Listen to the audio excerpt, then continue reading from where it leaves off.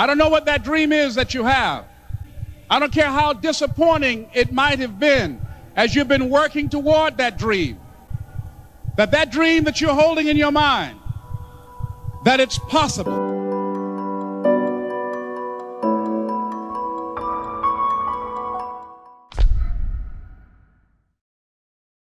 Salut les Guardians, j'espère que vous allez bien. Ça me fait hyper plaisir de vous revoir en facecam depuis la dernière vidéo. Depuis, il s'est passé beaucoup de choses. Vous avez pu voir l'article qu'on a posté en janvier justement. Ça a été une période mouvementée l'année 2022. Et là, on se retrouve pour une nouvelle vidéo dans laquelle on va un petit peu parler de ce qui s'est passé de 2022, au cas où des gens n'auraient pas vu l'article. On va aussi parler donc de la vision de 2023, tout ce qui nous attend, une vision sur l'aquaculture, une vision sur le Web3, une vision aussi sur nous, la communauté qui construisons ce projet. J'espère que ce format vous plaira, que nos idées vous plairont aussi. Et en tout cas, on en parlera dans le chat pour savoir ce qu'il en est. Alors comme vous le savez, l'année 2022, ça a été une grosse année de build dans laquelle on a beaucoup travaillé sur le Web3, donc la V2 qui est sortie. Vous avez pu claim votre Guardian V2. On a aussi mis en place donc le stacking et tout ça. Pour nous, ça a été hyper formateur parce qu'on a dû beaucoup apprendre. On est une équipe qui est très jeune, mais on a fait un travail qui est formidable. Je suis fier d'ailleurs de toute l'équipe, je suis content de le dire ici et j'espère que tous les produits qu'on a pu développer vous ont plu aussi. Donc on a pu poser les premières briques du Web3. Maintenant, il reste encore pas mal de briques à mettre en place, comme vous le savez, plein de mécanismes à créer et tout ça en préparation de l'aquaculture et du gaming sur lequel on a pas mal bossé aussi en 2022. Ça a été aussi une grosse année de structuration de l'entreprise. Voilà, il faut créer une entreprise, il faut recruter du personnel, il faut gérer l'entreprise, donc ça demande énormément de travail. Il y a tout un aspect légal aussi, forcément, quand on a une boîte crypto. Mais ça a été aussi une année 2022 où on a beaucoup avancé sur la structuration de l'aquaculture. Puis ça a été aussi une année où 4 entrepreneurs qui se lancent ont dû gérer une croissance très très forte d'une entreprise, un bear market qui arrive après. Donc c'était des conditions qui étaient assez particulières. Pour reprendre ce qui a été dit dans l'article, ce qui s'est passé, c'est que après notre vente des NFT, donc nous on s'est mis directement au travail, on a structuré l'entreprise, on a recruté des gens, on a pu développer pas mal de choses.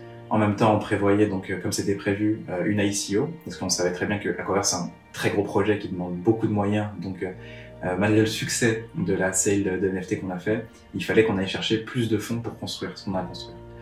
Et à ce moment-là, donc l'ICO, on devait la faire avec un partenaire, ça ne s'est pas fait. Donc on avait une autre option qui était de faire une levée de fonds donc avec Monopole comme ça a été annoncé. Malheureusement la levée ne s'est pas faite, elle a pris beaucoup de temps et on a dû trouver d'autres solutions pour rebondir, on a dû réduire largement les effectifs. Donc là ça a été le premier gros coup dur de la fin d'année 2022. Et en cette fin d'année 2022, on devait gérer justement la réduction des effectifs, vu que moins de moyens, donc gérer aussi une période dans laquelle on a moins de moyens. Le tout avec beaucoup d'avancées qui ont été faites sur ce qu'on avait à build sur le Web3 et beaucoup d'avancées qui ont été faites sur ce qu'on a à build sur l'aquaculture. Au final, on se retrouve dans une situation où tous les 4, on essaie de toujours faire avancer le projet. Avec tout ce qu'on a construit cette année 2022, on sait très bien de quoi on a besoin pour l'année 2023. Et ça, malgré la tempête, on a pris le temps de pouvoir le construire. C'est ce dont je vais vous parler justement dans cette vidéo-là. Donc, on va pouvoir aborder la vision sur l'aquaculture et la vision sur le Web3. Pour ceux qui n'ont pas encore lu l'article sur le bilan de 2022, je vous laisse aller regarder cet article-là directement pour pouvoir savoir ce qui s'est passé en 2022 et savoir pourquoi on va vers là en 2023. Passons directement au fond du projet, l'aquaculture. Ce qu'on prévoyait côté aquaculture, c'était ce qu'on annonçait dans le white paper, c'était le Guardian Plan. Le Guardian Plan, c'était de pouvoir faire de l'aquaculture en bassin contrôlé sur une côte. Ce dont on s'est rendu compte, c'est qu'en fait, faire ça avec des éponges de mer, c'est pas forcément très rentable. Pourquoi? Parce que une aquaculture sur une côte, ça nous demande d'avoir des pompes pour pouvoir pomper l'eau de mer, et cette pompe est très très énergivore. Et avec des animaux filtreurs comme les éponges de mer qui pompent entre 5000 et 100 000 litres d'eau par jour, ça coûte trop cher. Et en plus de ça, ça consomme beaucoup d'énergie, donc forcément, ça a de l'impact. Donc c'est une solution qui a des résultats que à très grande échelle, mais qui reste très très coûteux. C'est une solution aussi qui ne résoudra pas le problème de sécurité alimentaire. Donc après beaucoup de discussions avec Mathilde et Bertrand pendant des mois, ce qu'on s'est dit, c'était que les éponges de mer, pour nous, il y avait 3 axes de développement là-dessus. Il y avait la production, donc pouvoir produire des éponges de mer pour les vendre. et remplacer des produits polluants du quotidien. Il y avait la dépollution. Les éponges de mer ont la capacité de filtrer ce qu'on appelle les ETM, donc les éléments traces métalliques, donc les métaux lourds, les hydrocarbures, les microplastiques. Et il y a un troisième axe, c'est l'IMTA. Et l'IMTA, pour faire court, c'est de l'aquaculture. C'est cultiver plusieurs espèces en même temps, comme en permaculture dans l'agriculture. Ça permet de créer une symbiose entre les espèces et donc de produire à l'image de la nature, comme la nature produit elle naturellement. Et de 3 axes, on est passé à 2, parce que la production et l'IMTA, c'est la même chose en réalité. Pour pouvoir avoir une bonne production d'éponges de mer, il faut beaucoup de matière organique.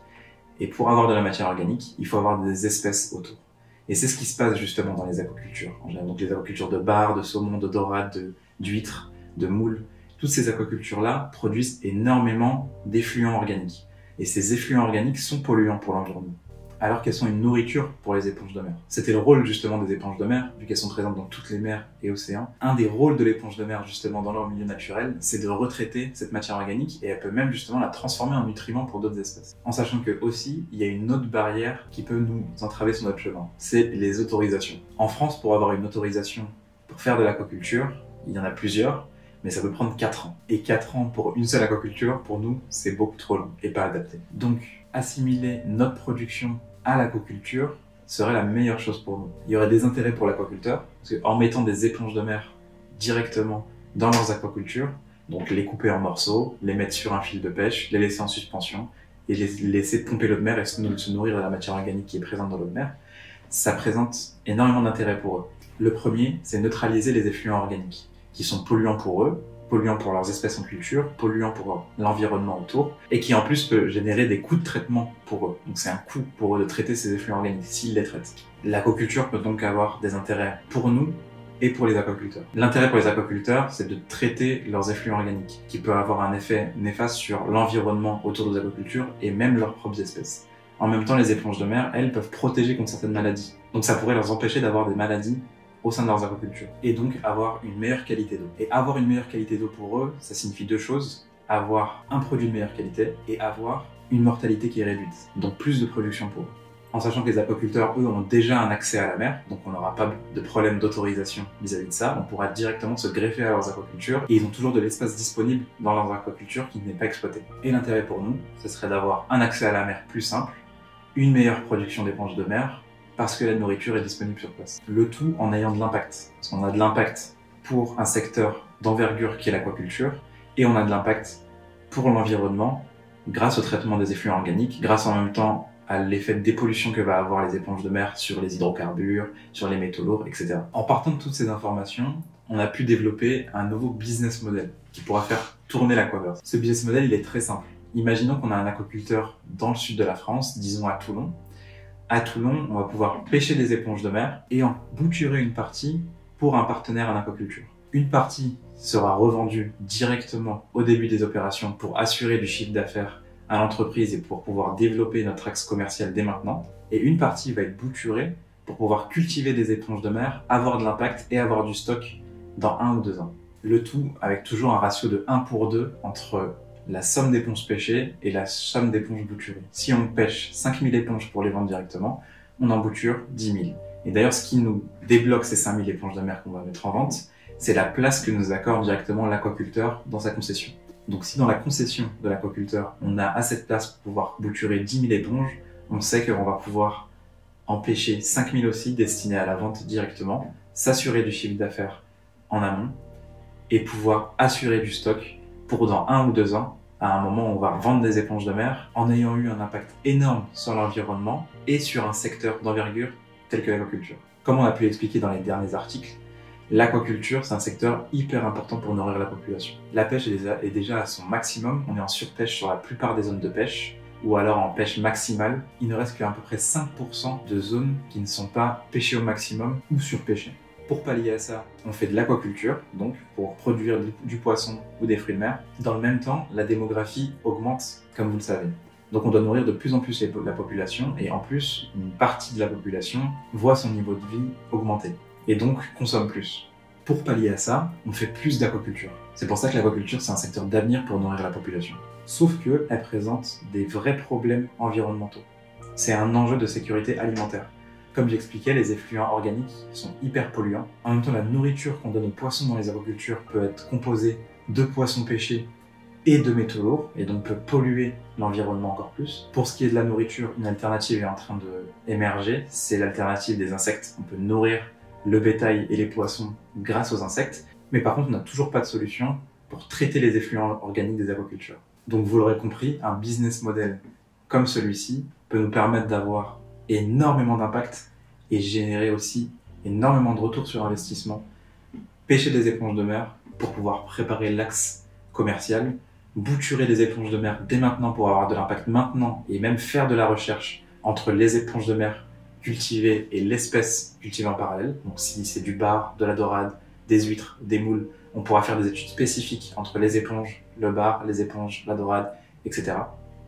Et inscrire comme nouvelle pratique d'aquaculture la co-culture d'éponges de mer, qui serait un élément hyper important pour l'IMT1. Donc en ce moment, on est en train de contacter des aquaculteurs pour pouvoir créer des partenariats avec eux, co-cultiver nos éponges de mer et directement pouvoir avoir de l'impact et prévoir notre stock pour les années à venir.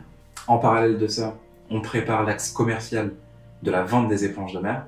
On a des discussions qui commencent avec des centrales d'achat, mais on doit aussi préparer le site internet pour pouvoir vendre nos éponges de mer directement. L'idée est que quand on vendra nos éponges de mer, vous aurez une traçabilité sur ce qui se passe après. Vu que c'est le point de départ, la pêche, pour le bouturage et pour la vente, vous pourrez voir comment les éponges de mer sont pêchées, comment les éponges de mer sont bouturées, et comment les éponges de mer aussi évoluent dans l'aquaculture. On a toujours notre idée de faire un dashboard de monitoring pour l'aquaculture, pour que vous puissiez suivre l'effet, l'impact des éponges de mer sur les aquacultures partenaires. Passons à la vision de l'écosystème Web3. La première étape, c'est l'ICO. Elle devait arriver en 2022, elle arrivera en 2023, elle s'étendra de mars à septembre avec différents rounds et on prévoit soit de la faire sur un launchpad, donc pourquoi pas X Launchpad, ou avec vous directement en faisant passer aussi des VC, des business angels, des DAO et un maximum de partenaires qui pourraient nous aider à construire ce projet. Pour l'ICO, on prévoit à peu près un token qui va être valorisé entre 5 et 8 millions d'euros pour financer justement nos activités d'aquaculture et nos activités sur Web3. D'ailleurs, dites-nous si ça vous intéresse de passer en premier sur l'ICO. On fera passer peut-être un form pour pouvoir avoir des informations sur combien est-ce que vous êtes prêt à mettre sur le token, est-ce que ça vous hype, est-ce que vous voulez investir. Parlons justement de nos activités sur le Web3, donc les choses qu'on veut développer et qu'on veut voir venir. La première des choses, c'est la plateforme interactive. Comme vous savez, on a séparé les utilités de la V1, donc les Guardian Genesis, et la V2, les Rise of the Guardians. La V1, elle, va plus servir aux utilités réelles, donc vis-à-vis des aquacultures, et la V2 va servir au gaming. Dans cette plateforme interactive, il y aura plein de choses. Des jeux, une forge dans laquelle vous pourrez améliorer vos assets, et aussi le split and merge qui doit arriver. Le split and merge aujourd'hui, il est au ralenti, il se développe petit à petit, comme vous le savez, on a un effectif réduit, mais il se développe. Et surtout, le split and merge n'est pas forcément urgent à l'heure actuelle. On aimerait le sortir au plus vite parce que c'est une feature qui nous plaît beaucoup, mais le split and merge, il aura du sens quand le gaming sera là. On aura l'occasion justement de revenir sur toutes les utilités de la plateforme, le moment venu, sur l'ICO aussi et ses mécanismes avec le tokenomics, et sur l'état du split and merge et le moment auquel le split and merge va sortir. Donc voilà, avec ces deux gros blocs et ces visions sur l'aquaculture et sur le Web3, ce qui est central pour nous aussi, c'est vous, la communauté. Et j'aime pas dire vous, parce que c'est nous, on construit ensemble ce projet. Et pour l'année 2023, on veut vraiment construire ce projet ensemble. On a plein d'idées en tête, je peux vous en parler maintenant à chaud, et puis on pourra en discuter ensemble dans le chat où vous voulez. Par exemple, on a déjà des membres de la communauté qui ont parlé à des magasins directement pour leur proposer les éponges de mer d'Aquaverse, et ça nous a permis d'ouvrir énormément de contacts. Donc demain, on aimerait vous proposer un kit de propagande dans lequel vous aurez tous les supports pour pouvoir porter le message d'Aquaverse.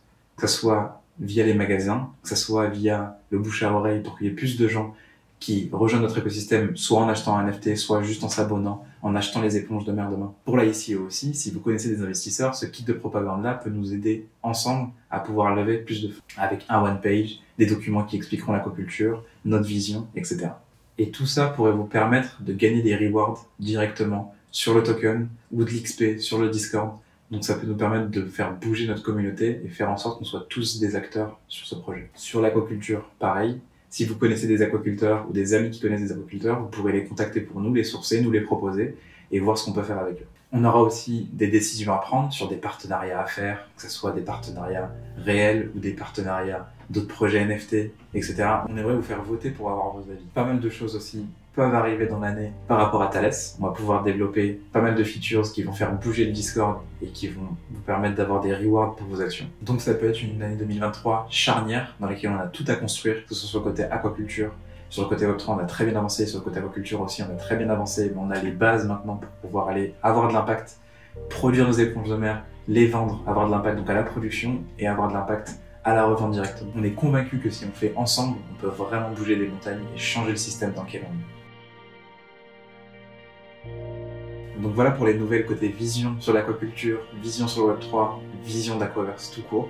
J'espère que ça vous aura plu, j'espère que ça vous hype, parce que nous on est à fond et on a hâte de pouvoir avancer sur le terrain ensemble. Merci à toute la communauté qui nous soutient depuis le début, merci d'être là, merci de nous bouger aussi quand il faut nous bouger, ce qui s'est passé ces derniers temps, merci pour tout. Merci aussi de nous proposer des idées, de nous faire avancer. Vous êtes vraiment la chose la plus importante qu'on a, et ça on cessera de le dire, donc merci beaucoup. Rappelez-vous que vous aussi vous êtes les builders de ce projet et que sur 2023 on a énormément de travail, donc j'espère que vous serez là, et si on y arrive, on peut vraiment changer la société dans laquelle on vit et montrer une lumière à l'humanité pour les générations futures. Donc merci à vous les Guardians, je vous souhaite plein de bonnes choses pour cette année 2023 et je nous souhaite plein de bonnes choses pour cette année 2023. On se revoit dans l'Aquaverse, à bientôt.